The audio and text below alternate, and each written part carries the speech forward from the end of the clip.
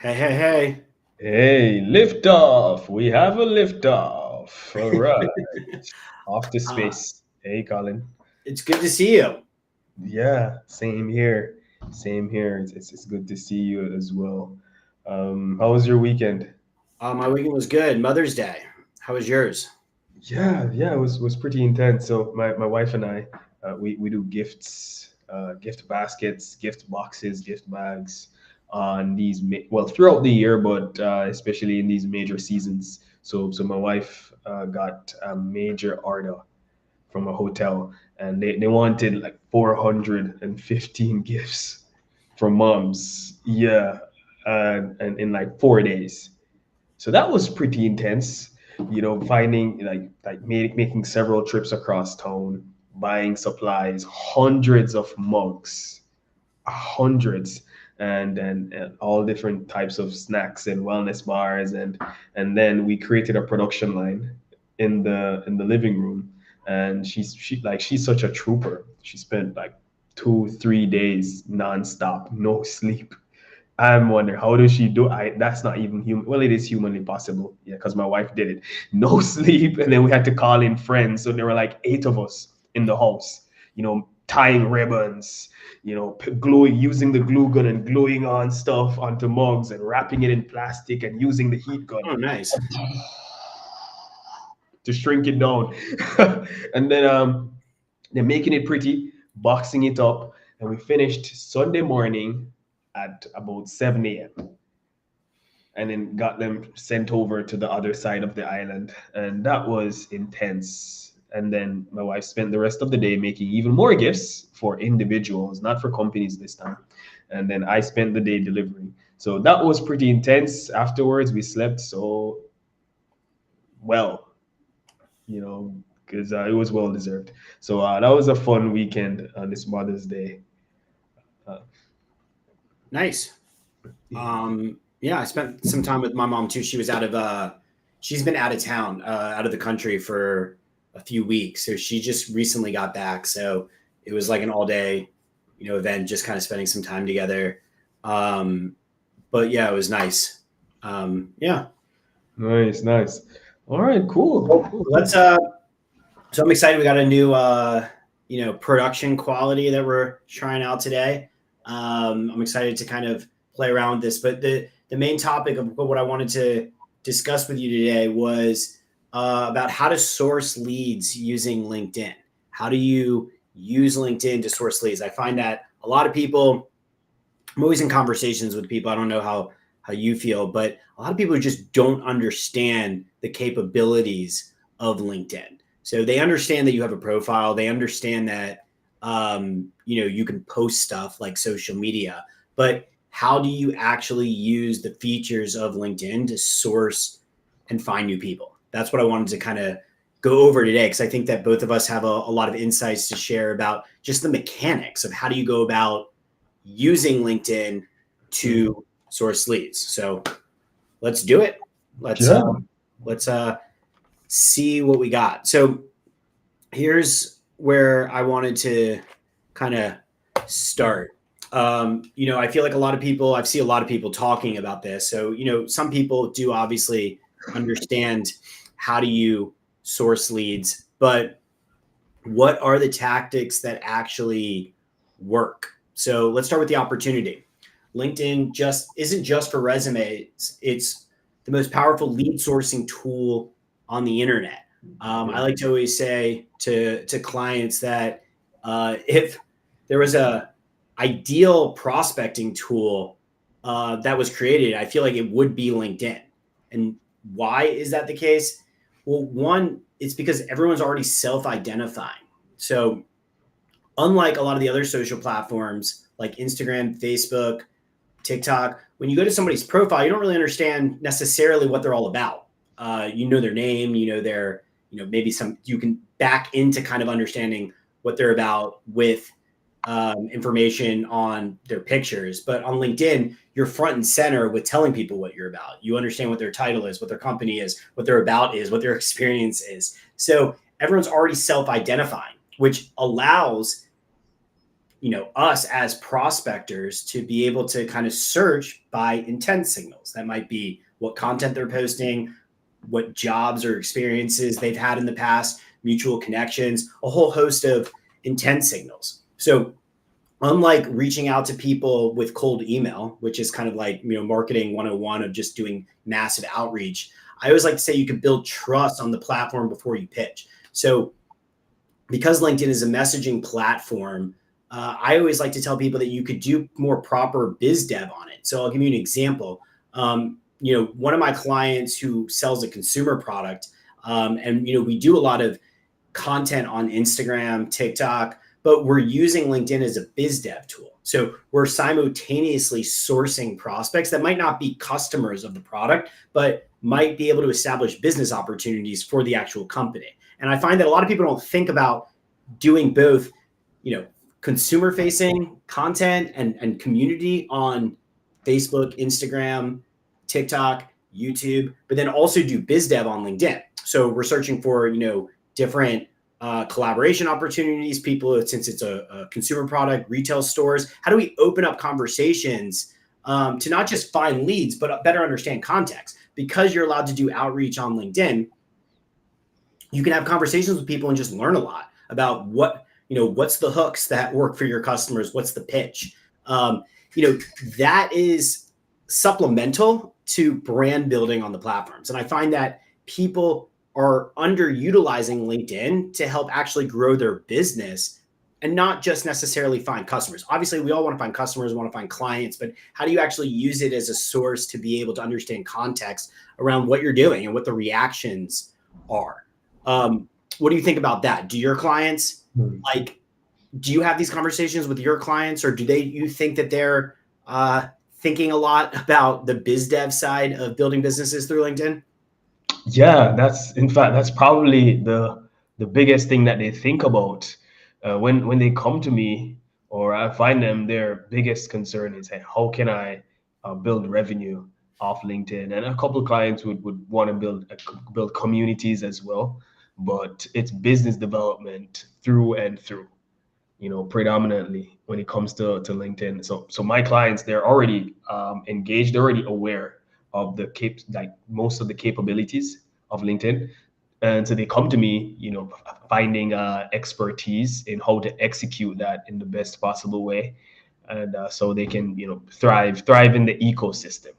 Mm-hmm. So yes, I think LinkedIn is the number one lead sourcing platform. In fact, other platforms lean on LinkedIn for demographic data, for that self-identification that you talk about.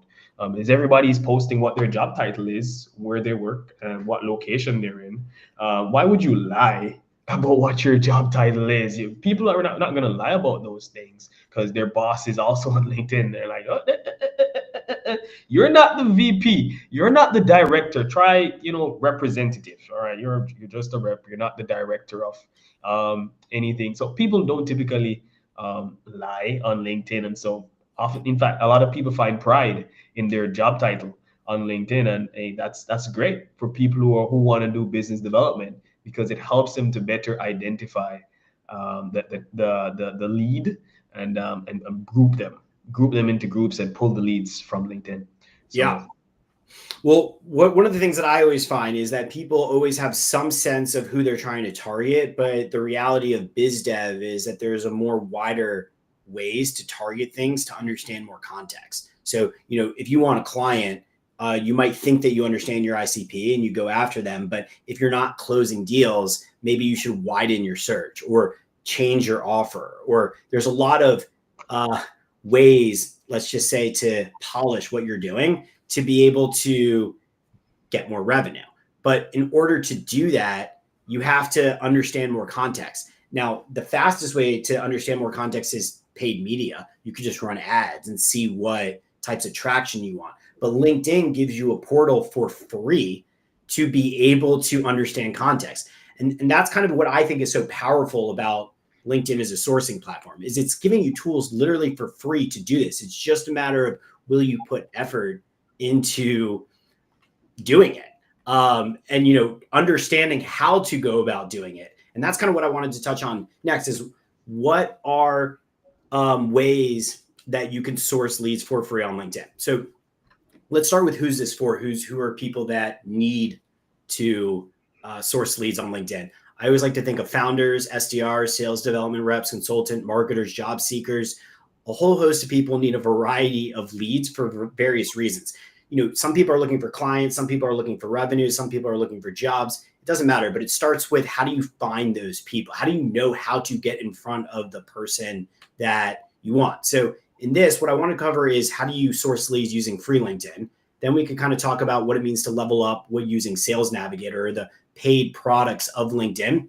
And then I thought, as we kind of go through this as an exercise, we could think about, talking about lead quality. How do you identify what is a good lead and not just quantity? Because yes, I think everyone understands that there's a billion people on the platform, but it's impossible to go through all of that. And you know how I feel about automation, where I think that the key is being able to identify lead quality. If you understand what makes a good lead for your business or your client's business, you don't need quantity. What you need is good prospecting. You need to know what is a good lead and how do you find them. And if you do that consistently, and you understand the mechanics, then you don't necessarily need automation. But obviously, understanding how to do that is the key question. How do you do that for free on LinkedIn? So let's start with free LinkedIn. Well, let me ask you this: what are you use free LinkedIn? Is that right? That's how you usually source leads. Or do you have any familiarity with the paid products? Yeah, I'm familiar with both. I'd recommend clients use free LinkedIn. Use free LinkedIn, and for more advanced campaigns, or there's some features of paid LinkedIn that aren't available in free. If that's the case, then I'll let them know. But primarily, I recommend free LinkedIn, not paying a dime. So yeah. Understandably. Well, LinkedIn gives you great ways, but what I would say, the first thing that you want to do to be able to find leads is, we talk about different search filters, which we can kind of show on LinkedIn in just a second to kind of go through the actual mechanics. But I find that I think that before you go outbound and try to reach out to everybody, you need to optimize for inbound. That's the way I kind of think about that. So the way that you optimize for inbound is, you got to make sure that your profile is set up. We've talked about that in the past. You got to have a real optimal profile, because if people do find you, which obviously that's the goal, people are going to find you or search out you. You got to make it really easy for them to understand, who do you serve? What do you do? Yeah. What's the CTA you want them to take? If that's confusing, especially in our attention economy, you're just putting up blockers. So I find that a lot of people do this wrong, because they're all about outbound, right? They want to immediately start finding people and reaching out to people. And they're so energetic. But it's like, well, look, if I don't understand what's going on, what you do, you got to optimize for the inbound before you focus on the outbound. So depending on where you're at in the process, I always like to say, optimize for inbound so you could have higher conversion rates. So when you do take this outbound action of going on LinkedIn and sourcing people, you're really thinking through, are you making it easier for them to know what action to take? So, what do you think about that? Is that kind of how you usually start with your clients? Yeah, absolutely. Absolutely. I did start off with just diving right in. The water is warm, jump in. But then I realized that people, when you send a connection invite, they're going to look at your profile first and judge. We all judge, right? Or for lack of a better term, let's say observe. They'll observe your profile and make a decision if this is somebody worth connecting, worth following. And is there anything to gain by them accepting your connection invite? So we got to optimize that profile. Like you say, optimize for inbound before we go outbound. Yes. Yeah. So let's talk about, how do you find people on LinkedIn? I don't know. I mean, I one of my clients is in the HR tech space. So I thought that maybe as an example, we could kind of focus on that. But, the mechanics are usually the same depending on who it is. But I think it's really important to really dive into understanding your ICP, because even in, let's say, the HR tech space, there's a lot of wide variety of different types of company sizes, people that the more granular you could kind of understand who you're targeting, the higher the conversion rate is going to be. But let's say you don't really know, right? Which is where most people start from. You do the best you can with what you got. And let's just say let's just say I'm doing HR tech. If you go to the search filter in LinkedIn and you type in the keywords HR tech, what you're going to be, what you come to is these basic search filters, right? So you have basic search filters to be able to search for people like a title, an industry, a location, and then you can even target the second degree connections, first, second, and third degree. First degree is people you're already connected with. Second degree is somebody that's connected with somebody you're connected with, and third is a mutual connections 1 degree removed. And that's all LinkedIn is really going to show you on free LinkedIn, because the purpose of LinkedIn is to grow networks. I find that a lot of people maybe misunderstand that as well. The more people you connect with, the more opportunities to connect with more people LinkedIn is going to give you, because they're here to try to help you build a network. So I would say that depending on how big your network is, you don't want to be too, you don't want to be like too strict, right? You want to connect with people in a target market somewhat broadly, HR tech, see what options are available to you. And then you could kind of start checking out profiles. So you'll see you have people, posts, groups, jobs, companies. Now, let's just say that you're looking for revenue, right? So I would say that the most direct path toward revenue is connecting with people. Now you could join groups and try to find people that way, but I like to start with people and posts, because you want to find people who are already posting about certain keywords, or people who are more directly targeted in the industry that you want. So we start with this. Now, LinkedIn is going to give you the people that have the most connections in common. Maybe they're from the same area. That way, it's making it easier for you to think through how would you open up a conversation and personalize this. Well, it's a lot easier if you're in the same target geographical region, if you have mutual people in common. But so obviously a second degree connection is easier to probably network with than a third degree connection. But let's just click on see people and results.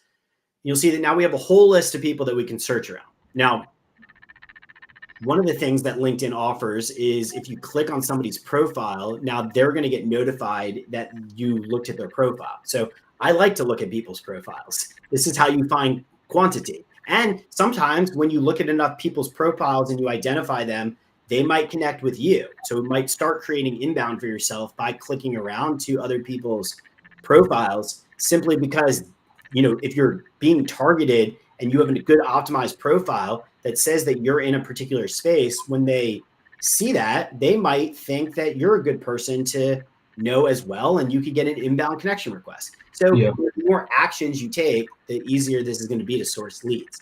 So let's kind of just talk broadly, I guess, about what makes a good profile. What do you think about this person's profile? If I'm in the HR tech space, what would be the things that you would be looking for to determine, is this person worth connecting with? Wonderful. So I'll be looking for expertise, and I'd be also looking for shared values.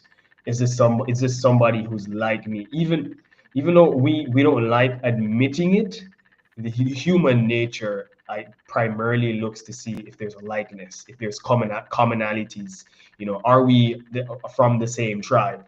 Or could we be in the same tribe or from the same? So I'd look for commonalities.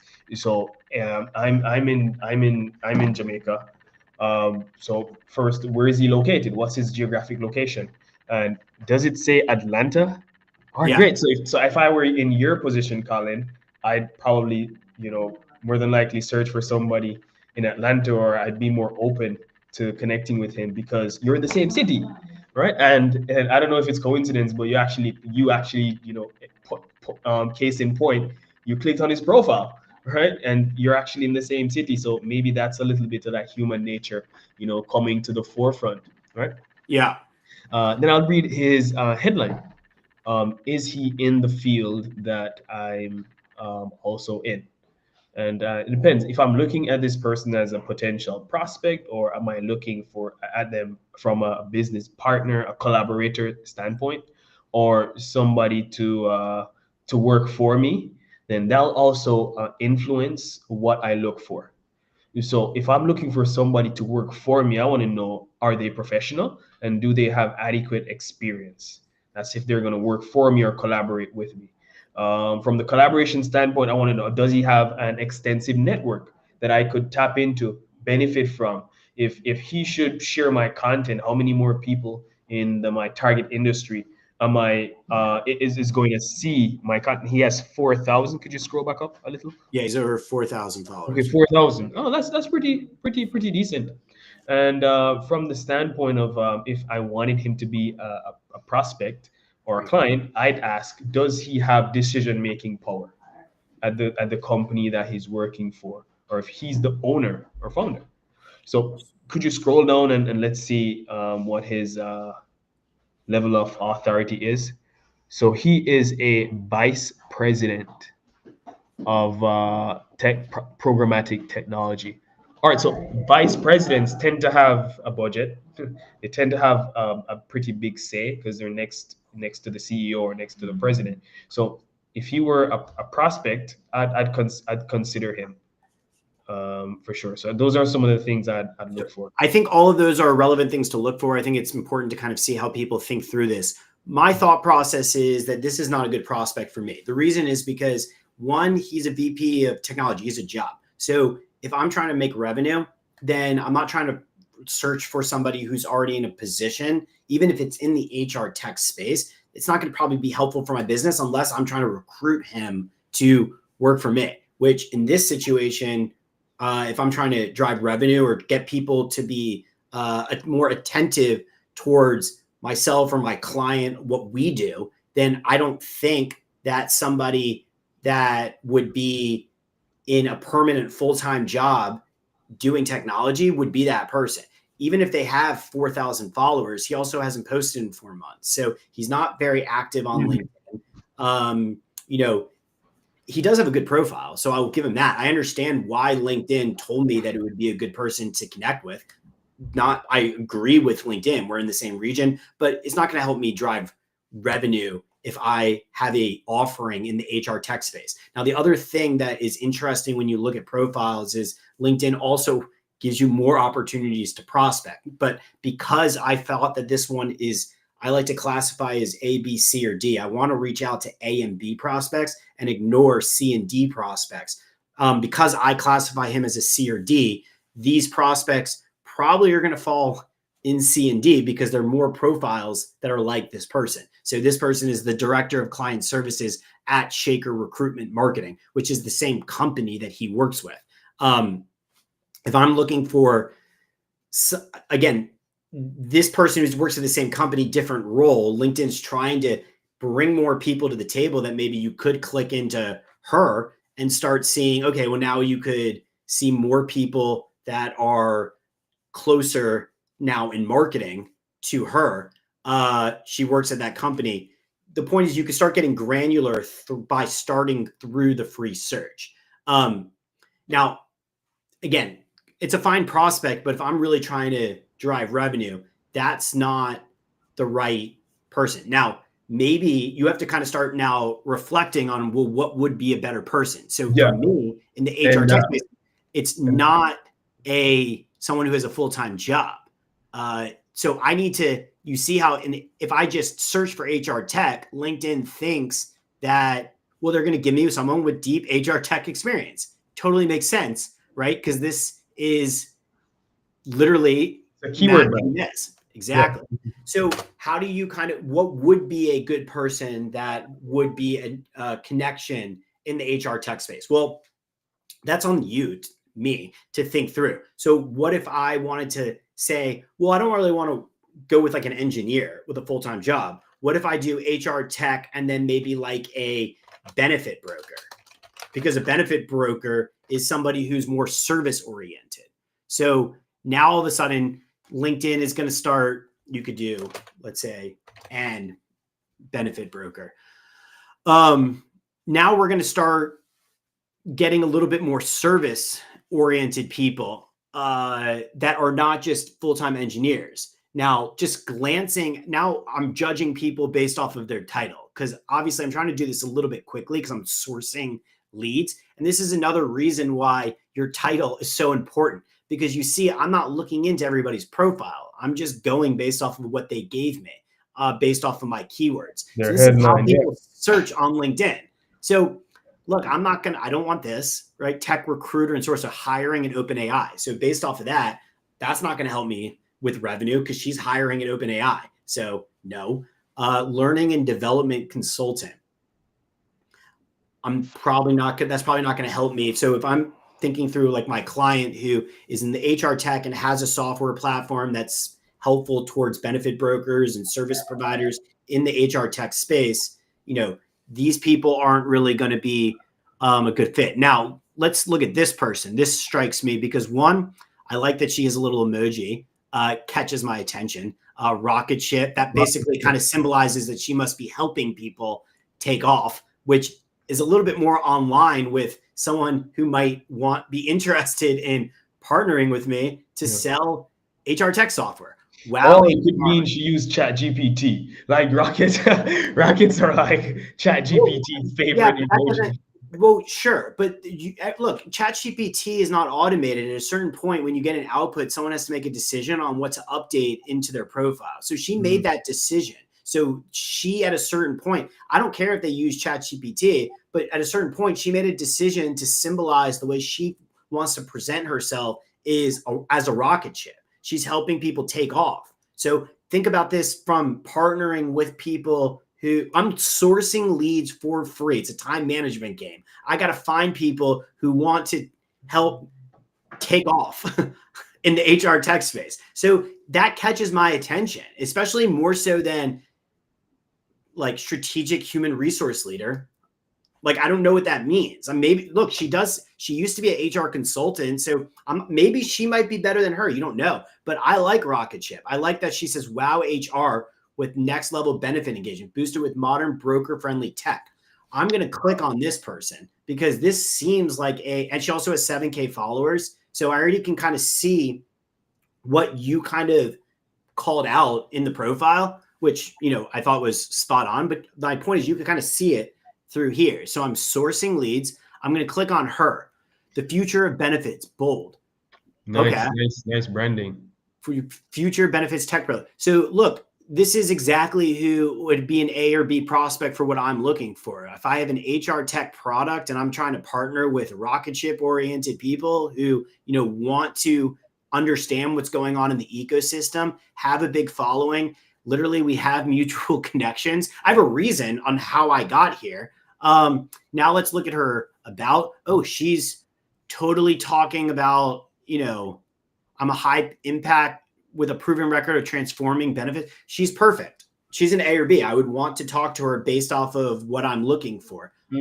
She's also active on LinkedIn. So now I have a lot of opportunities now that I've identified somebody that's good to engage. Now, obviously I could connect with her. I could follow her. I could connect with her. I could send an introductory message that says like why I want to connect with her. I think that I have a high probability of, get engagement. Obviously I'm thinking about doing this on behalf of a client. So my profile isn't necessarily optimized, but she is in Atlanta. We do have a lot of mutual connections. I do kind of help people with LinkedIn. She likes LinkedIn. So I probably could connect with her, but I was actually thinking about this for a client who wants to partner with benefit strategists. So it's like from his profile, it would be an easier connect. The way I would do this is I would immediately start following her. And then I would wait till I'd be looking forward to seeing over the next week what she posts and engages with. And then I would be able to engage in her comments. That's the hack for free LinkedIn. Reverse engineer competitors, followers, and connections. Look who's engaging with posts in your niche. She already has 7,000 followers. It's more than me. That's more than a lot of other people that are probably going to be watching this. That's fine. So you see, though, that this is an A or B prospect who's posting somewhat consistently on LinkedIn. You follow them. They get a notification. now you have the opportunities to engage over the next week or so very organically. And you can kind of start seeing who were the other people that commented on her post. So these people are in her network. Yeah. What if you can start associate for strategic initiative, research and innovation, sales vice president, burnt out, stressed, have food allergies, mindset coach, retired vice president. What I would do is I would start engaging in the comments to get her attention, that I'm paying attention to her. Then at a right time, connect with her, create multiple touch points that would then open up a conversation to get them on a call to introduce myself. That's what I would do to source a lead for free on LinkedIn. That is almost never ending, just based off of the free search criteria. Now, That's right. That's how this works, where you can start with free search, find good people, understand what good people are, reverse engineer, find people who are active on LinkedIn, and then follow them, and then try to engage with them, and then try to even source people through them, and then naturally and organically open up conversations. Thoughts? Nice. And I'm thinking, how do you track all these great leads that you find? I would track with Pursue Networking. Yes. So to be honest, that is the hardest part. Like, that's where I started. And yes, I'm building software to solve that problem. Helping create lists, but it kind of depends on where you're at. So like, yes, Pursue Networking, we're building software to kind of help solve that problem, personalized CRM. But at the end of the day, I don't think people should get boggled down by software, depending on where they're at, right? Like at a certain point, that does become the hardest part, right? Because you're sourcing so many leads, the numbers get so high, you have to have an organizational strategy, no matter what it is. But I started with spreadsheets, tags, like handwritten notes. Don't let handwritten notes. Yeah, well, like, writing a list of what are your top 5 people that you're tracking, right? So if you spend an hour doing prospecting and you like see people, just write down their names. Like, this is, to be honest, why I dislike automation, because I think it takes the human element out of it versus if you come into a position saying, I want to meet Amy, if that's my goal and I know who Amy is, I hope you can see that at a certain point, Amy doesn't know who I am, but I will be able to convert Amy into connecting with me, opening a conversation, learning more about how what is her business model. I'm interested. So yeah, like sometimes I do write down people's names, right? Because I want to network with them. That's why automation, the strategy, let's just say, of automation is to take what you get, right? Like I'm just going to spray and pray, and then whatever happens, I'll deal with at that point, versus being a little bit more intentional to say, no, I want to network with Amy. I want to network with Amy, O'Shane, and somebody else, and I want to learn about what they do. Because based off the way that they're presenting themselves, I actually think we might be good. We might have a good conversation. And because if you do that, quality over quantity becomes, you don't need that many people. It's like, well, maybe Amy, I mean, obviously you're just judging based off of a profile. So you don't know, I don't know what Amy's business is. I don't know what Amy wants out of her life. I don't know if she's interested in reselling software or like participating in collaborative content or getting introduced to my client.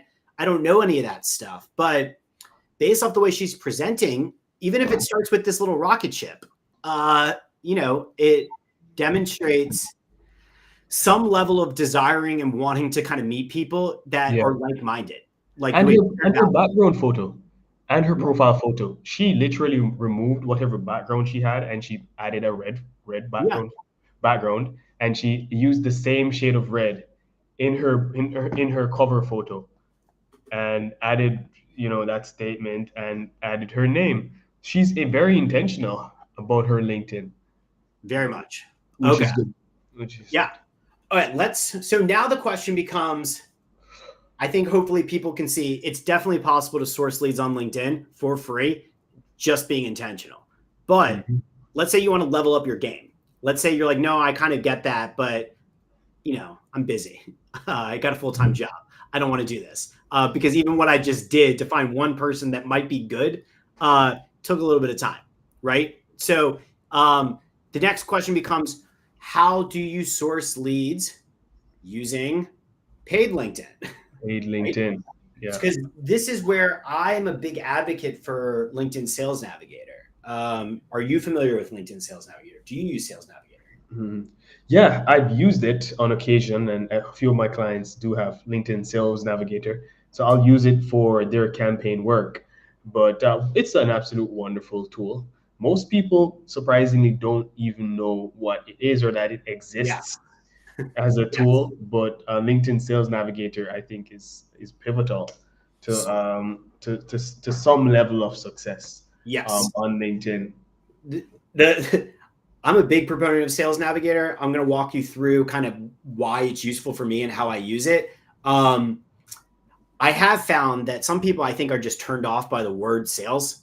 So when you literally try to tell people to buy a sales product that don't like sales, there's a friction that I've experienced where it's like some people just don't want what it is. And so I get that, right? That's why I wanted to start with free LinkedIn, because you don't need Sales Navigator to get results at all.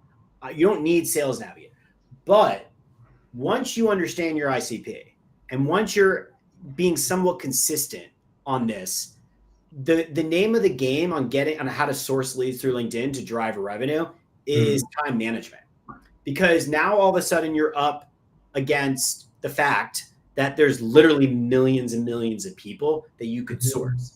And so how do you optimize your conversions, right? Because what I just showed you for a free LinkedIn, you don't know about these people. So, you could sit and get a list of 10 great people, but then the question becomes, how many of those can you actually open up a conversation with? Are they good? And especially as you do this enough times, you'll start identifying better keywords that are more aligned with your ICP. So for example, in this use case, maybe I just want to go after benefit brokers. Maybe if I want to go after benefit brokers that have been in the business for a certain amount of years in a particular region, you're limited in your targeting criteria on LinkedIn. It's just the way it works because they literally want you to pay. So the benefit of Sales Navigator is it offers advanced Boolean searching. Boolean searching basically means that you can filter by ands and ors very easily. So classical search of what I just did, HR tech and benefit brokers, it'll give you results, but you're limited in just like first, second, or third degree. But what if I want to start filtering by, have they recently changed jobs? How long have they been in the same job? How many people are in the company that they work for, right? Because a benefit broker that works for themselves or in a small boutique agency with 5 other benefit brokers is just different than one that works as a VP at a large company. The sales process is different. Maybe if I'm trying to find collaborative partners who are entrepreneurially minded, I need to filter by that. That's just the way it works. And Sales Navigator allows for that. My favorite filter on Sales Navigator is you could filter by posted on LinkedIn in the last 30 days. Yes. I always use this because I'm trying to optimize my time management. And so even though somebody that has, everything about what we showed Amy might be ideal on paper, sometimes you find people that might not have posted in the last 30 days. So for example, they could be on vacation. They could be, they're just not active in this moment. And so if I'm trying to get results in 30 days, I want to know that people are checking LinkedIn. To me, it's kind of a deal breaker if they're not going to see it. And there's no way on free LinkedIn to be able to search for that. So if I search for I'm limited by, what's available, right? So if I do people, I can only filter by, I have to pay for seniority. You could do location. If you go to all filters, you get a few more, but there still isn't filtering by when they last posted. Yeah. Or when they changed jobs. So or company headcount. That's right. like Or how big of a company they work at, how seniority level. That's where it gets complicated. So let's dive into Sales Navigator. So this is Sales Navigator. You get there by clicking on the if you're on LinkedIn and you have Sales Navigator on, you click on it from here, and then you're brought to a back-end portal of what looks like another LinkedIn, essentially. And it's a platform that's built on top of LinkedIn, leveraging their data source. And what you can do is it has lead filters and account filters. Lead filters are searching for people. Account filters are searching for companies. So not only can you source individual people, but you can source and do research on different companies, depending on kind of if that makes sense, which again, on free LinkedIn, you could kind of do it, but you don't get as many options. So look at all the filters that they give you here. Current company, company headcount, past companies, company type, so company level filters, role, personal, recent updates posted on LinkedIn, following your company, viewed your profile recently. It's a hack on time management to be able to have all of your filters in one place, to be able to just do this a lot quicker. So let's say I want to. Is it worth $99 a month plus tax? It's a good tool, but considering that more than half the features are available in free LinkedIn, I think maybe this should probably be cheaper too. I don't know. I think $99 is a little much for what it provides. No, I personally disagree with that. Because the reason is it kind of depends on what your business is, right? Like you're speaking from a position of like maybe not knowing what your ICP is and what you're selling. So yeah, if you're literally just trying to figure things out by getting context, yeah, it's not worth it. But if you have product market fit and you know what you're selling, then the name of the game is you got to make more than $100 a month off of LinkedIn. And so then the question becomes, how much do you value your time? Because in order to drive that amount of behavior and conversations, it's a lot easier. So let's go back to this. Who's this for? Founders. I would say founders who know what they're selling, right? If free product market fit, then yeah, you might not want to pay $100, $1,000. I like to think about these in annual terms, right? So are you going to make $1,200 a year through LinkedIn? A lot of founders, the answer to that would be no, realistically, because they haven't figured out product market fit yet. They don't really know what they're selling. So those people should not pay for Sales Navigator. They should pay for free LinkedIn and build and have a lot of conversations and think about lead quality, and then also think about understanding context, because you're right, it's not worth it. But at a certain point, the goal of a business is to have a winning offer and understand who you're trying to target. That would be for SDRs, right? SDRs, if you're selling something that you just need to get in front of more people, or consultants or marketers, job seekers. Job seekers, I would say, no, it's not worth it, because you literally, by definition, probably don't have an income. So if you're talking about people who have a business, meaning they have an income and they know who they're trying to target, then it becomes time management. How many times can you go through with the same keywords? LinkedIn's going to tell you the same people. That's just the way it works. At a certain point, you're going to run out of leads. So the question becomes, if you want to be consistent, again, I'm against automation. If you want to, let's say you want to reach out to 20 people a week, right? It seems reasonable. Yeah. Let's just say, or let's say 10 people a week, right? So 40 people a month. That seems reasonable, right? Yeah. Okay. Being consistent and always finding A or B prospects through this methodology, by month 3, you're going to start running into some issues, because you've already found all the good ones. You've engaged in conversations with them. At a certain point, you start getting to a place where it's like, hey, I feel like there's got to be more people on this platform, but I'm having a tough time understanding how to target them, right?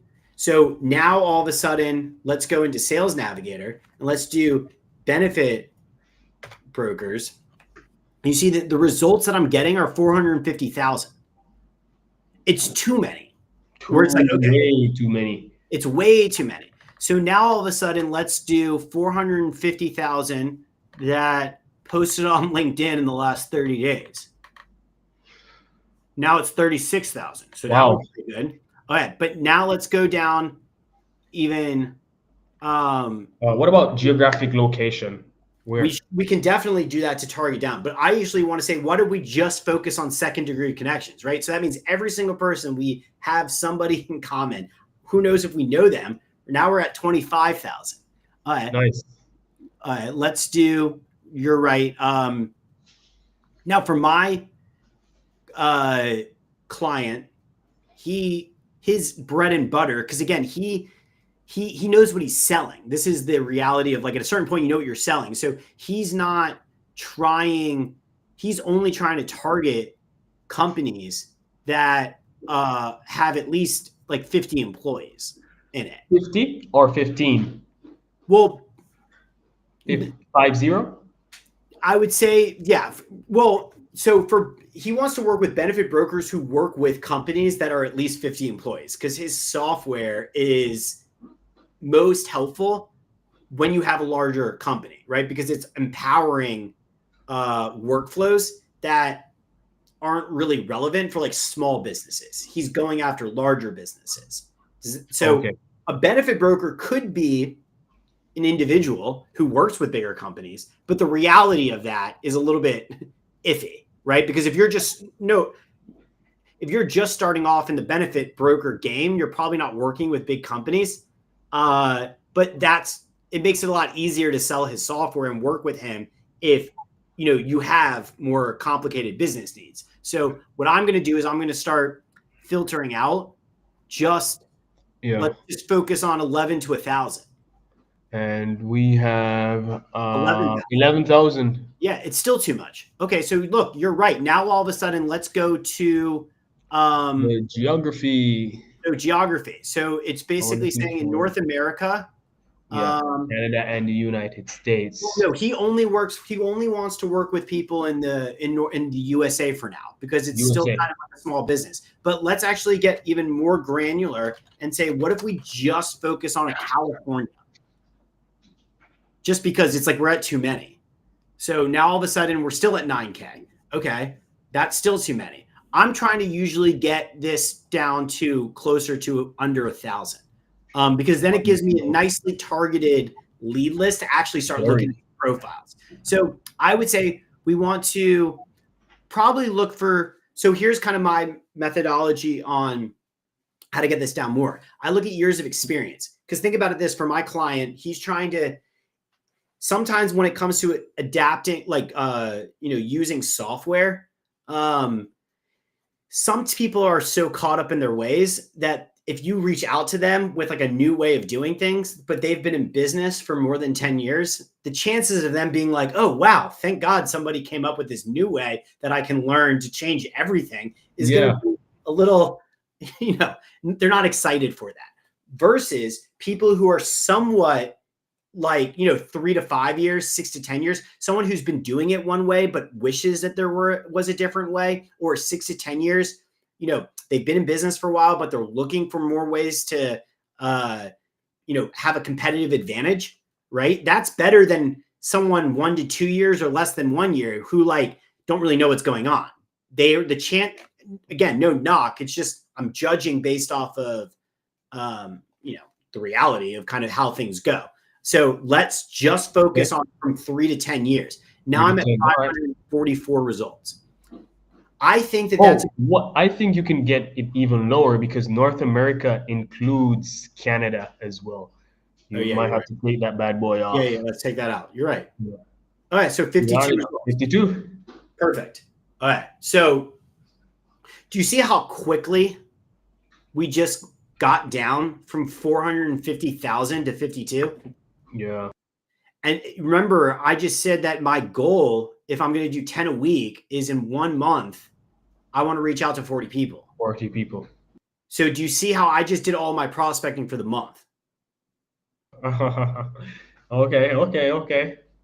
And also it gives me flexibility where if I start reaching out to 10 of these people and I change my mind for a variety of reasons, which often happens when you don't necessarily have the context, hey, maybe I should have done benefit brokers not in a particular area or something, particular discipline, right? Not financial services, let's just say. Because I see someone on the list here. He's nice. A broker. He's a financial services broker. So maybe I don't want financial services because I'm in HR. I'm trying to do HR tech. So I don't know. Maybe I decide, hey, I'm looking at this. I'm scanning it. This is perfect. Benefits specialist. This is perfect. Benefits broker. This is broker for financial services. It's not necessarily HR. Maybe this isn't the best type of client. Benefits manager. So maybe I want to do not. This is where Boolean searching comes in. Mm-hmm. You could exclude certain keywords, and now I'm down to 10.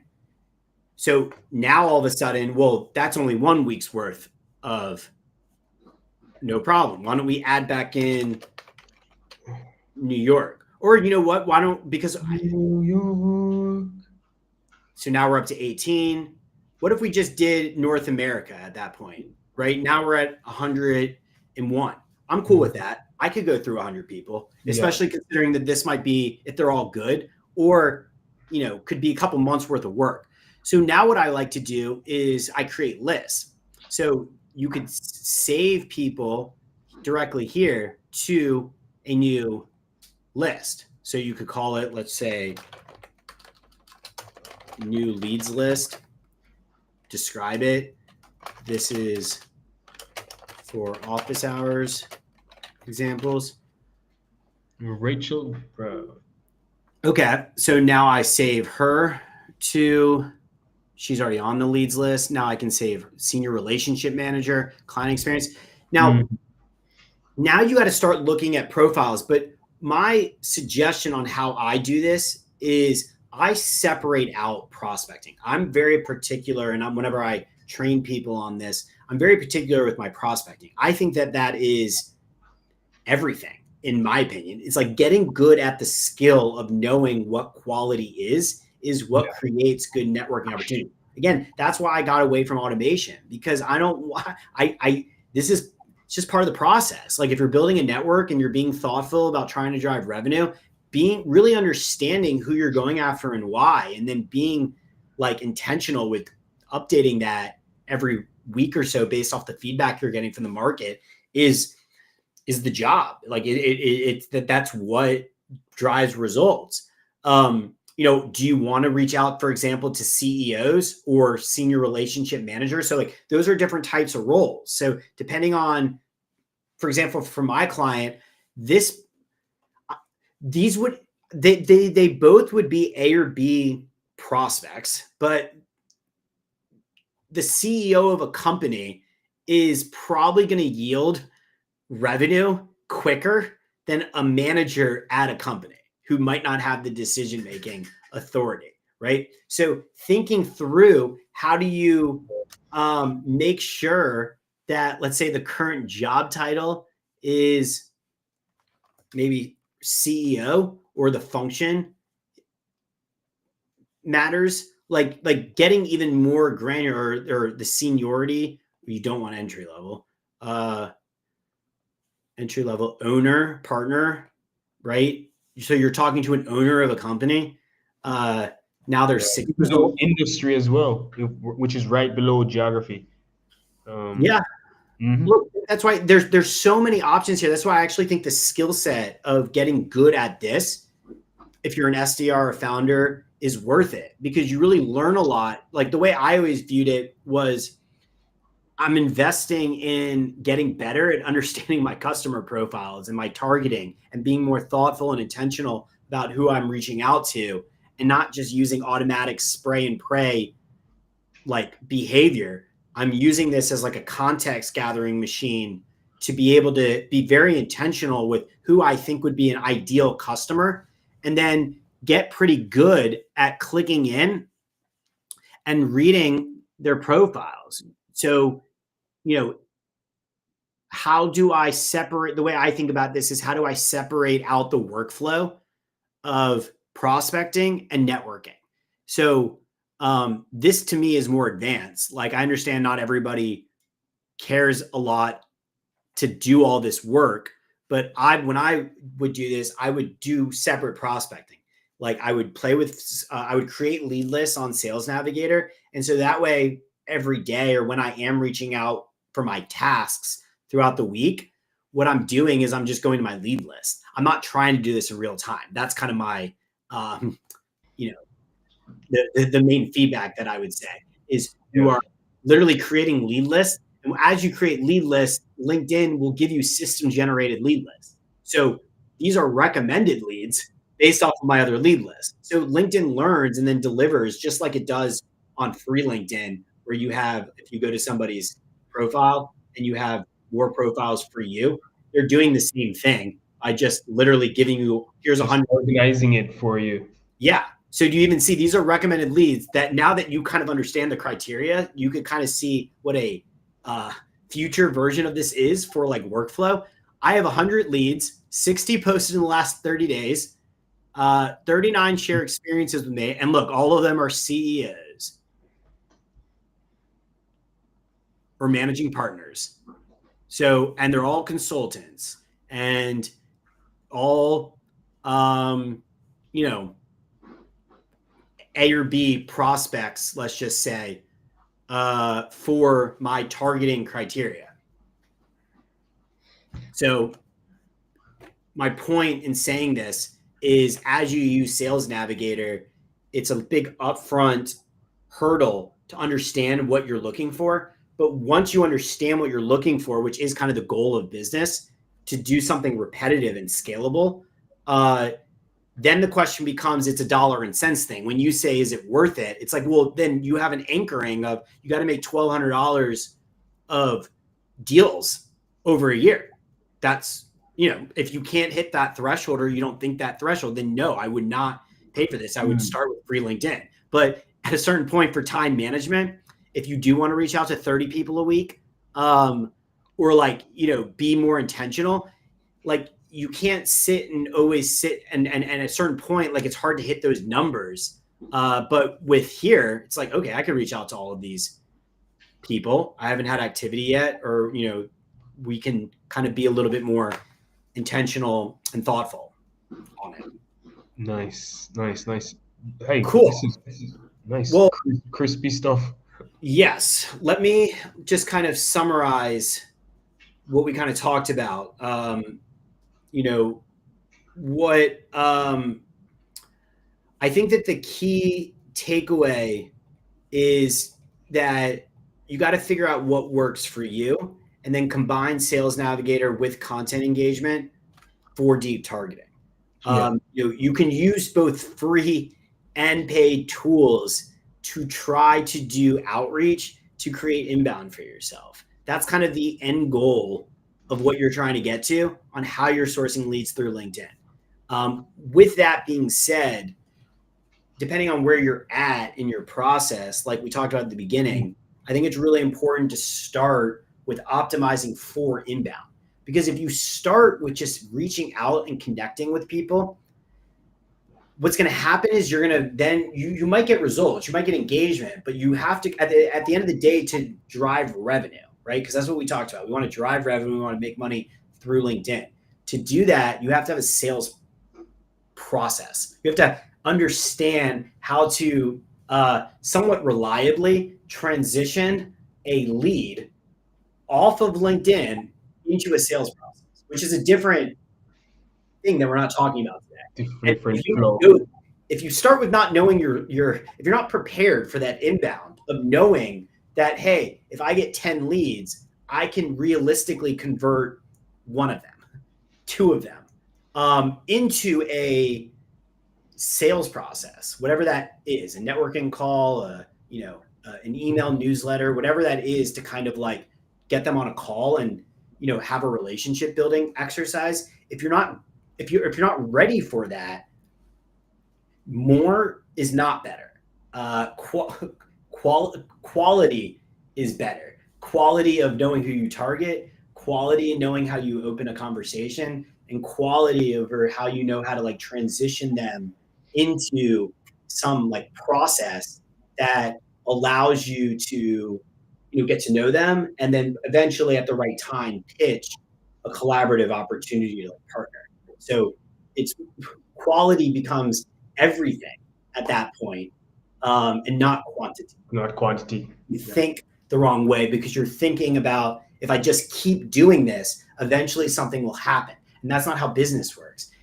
Something will not just, there's no magic spark. It's just getting better and better and better at doing the mechanics, and then time management on how do you kind of make it so this doesn't become as much of a chore. Yeah. I imagine a world where we can do great lead finding with Sales Navigator, and targeting down your list down to 50 and 10 and 15, and then and also run that through automation as well to get more numbers in. Like, I think one day, we'll have quality and quantity merged, without having to give up any of the benefits. But Fair enough, but I will still say that even in that world, which I can subscribe to that idea, you want to start with quality before you get quantity. yeah, You need absolutely. your reps. You need like confidence in knowing what you're selling and who you're selling it to and why, to justify the quantity. But once you get the quality, like, through free LinkedIn, you can increase the quantity very easily through the sourcing capability of Sales Navigator. And then, yeah, maybe in time, there's ways to kind of like think about how do you have quality with quantity. Sure. But depending on where people are at in the process, I think that they're doing a disservice to themselves by focusing on quantity before they really understand what quality means for their business. Yeah, yeah. Oh, this has been very insightful, and I'm looking forward to doing more of these screen sharing activities, especially looking at the Pursue networking software, which I think is a game changer for tracking those quality leads. Because let's say you decide to end your Sales Navigator subscription. Let's say you don't no longer want to pay $100, $1,200 a year for Sales Navigator. You Oh, lose all the leads that you save in yeah. Sales Nav, Well, right? You well, can't access them. you are right, but the goal is to kind of get them into your network so you don't. And I am in that situation. I don't pay for Sales Navigator anymore, and the reason I do that is because I use LinkedIn differently than I obviously I'm very proficient at Sales Navigator. My clients still use it. I am a big like I started with that. I grew my business off of it. It's just at a certain point, businesses change, and I meet people going to networking events. I have a lot of inbound coming in. I don't do as much outreach, is kind of my point, as I used to when I was getting started. Because, you're introducing me to people. I still subscribe to the same ideology where it's like I want to build relationships with people. So you're introducing me to people. We're starting to create more content. I go to networking events.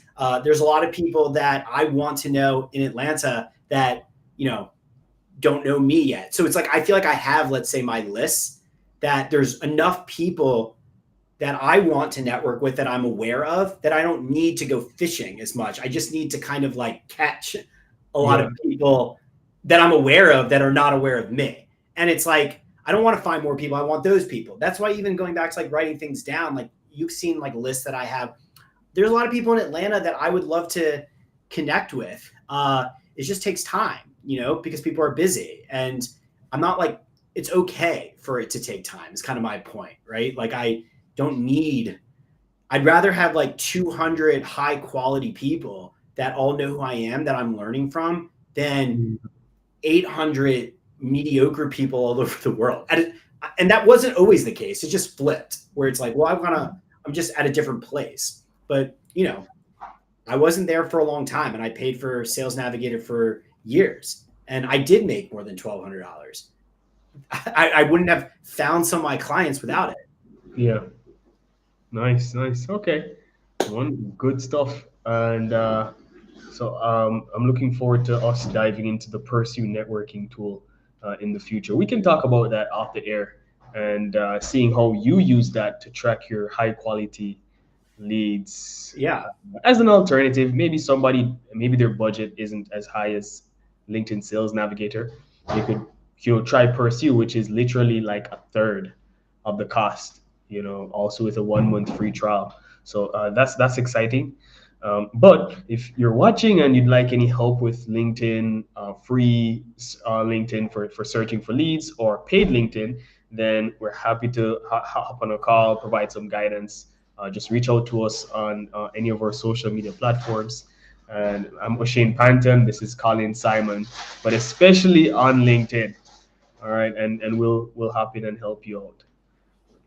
All right. Wonderful. All right. I look forward to kind of doing this again next week. And yeah, this was good. All right. See you. All right. Take care. Bye. Yes.